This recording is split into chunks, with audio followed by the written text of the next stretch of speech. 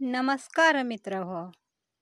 मी सीता माझ्या जगू आनंदी या यूट्यूब चॅनलमध्ये तुम्हा सर्व ताई दादांचे अगदी मनपूर्वक स्वागत करते. आजचा विषय आपला थोडासा हटके आणि थोडासा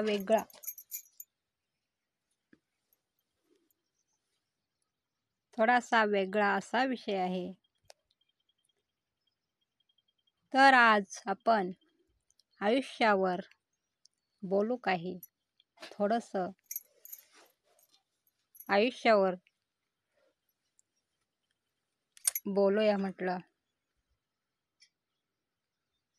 तर मित्र हो, जीवन हा ऊन सावल्यांचा खेळ आहे. कधी उन्हाचे चटके तर कधी सावलीचा सुखद गारवा. असा हा खेळ जोपर्यंत आयुष्य आहे तोपर्यंत चालूच असतो. तेव्हा स्वतःला किती चटके घ्यायचे आणि दुसऱ्यांना किती चटके द्यायचे हे तुमचं तुम्ही ठरवा. पण हा विचार करताना चटके तर कुणालाच देऊ नये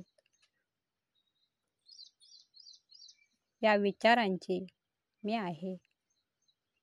आणि सावलीचं म्हणाल तर सावलीसारखी शीतल अशी गोष्ट जगात कुठेच नसेल असं मला वाटतं.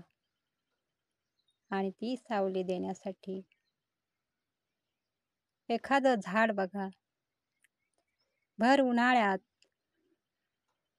उन्हाचे चटके सहन करत एका ठिकाणी उभं असतं. मात्र त्याच्या सावलीला कितीतरी जीव विसावून जातात. तसंच जमलं तर तुम्ही पण कुणाची तरी मायेची, विश्वासाची, आपलेपणाची, प्रेमाची सावली बनून बघा. जीवन सुंदर आहे.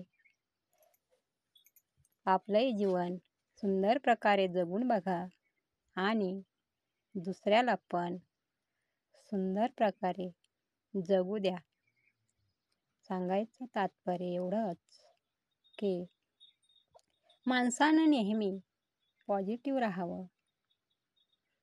कारण निगेटिव्ह ही गोष्ट माणसाला नेहमी मागे खेचत असते. त्यासाठी आयुष्याकडे बघताना प्याला अर्धा भरला आहे की प्याला अर्धा रिकामा आहे ही गोष्ट समजून घ्या. प्याला अर्धा रिकामा आहे असं म्हटलं तर मनामध्ये निगेटिव्ह विचारांची गर्दी होते. पण प्याला अर्धा भरलेला आहे ही गोष्ट विचारात घेता मनामध्ये पॉझिटिव्ह विचारांची एनर्जी उत्पन्न होते. म्हणून मित्रांनो, जीवनात नेहमी माणसानं पॉझिटिव्ह असावं. सकारात्मक दृष्टिकोन माणसाच्या जगण्याला उभारी देतं. सकारात्मक दृष्टिकोन माणसाच्या ध्येयाला, जिद्दीला, स्वप्नांना उभारी देतं. म्हणून सांगते, माणसानं नेहमी पॉझिटिव्ह असावं.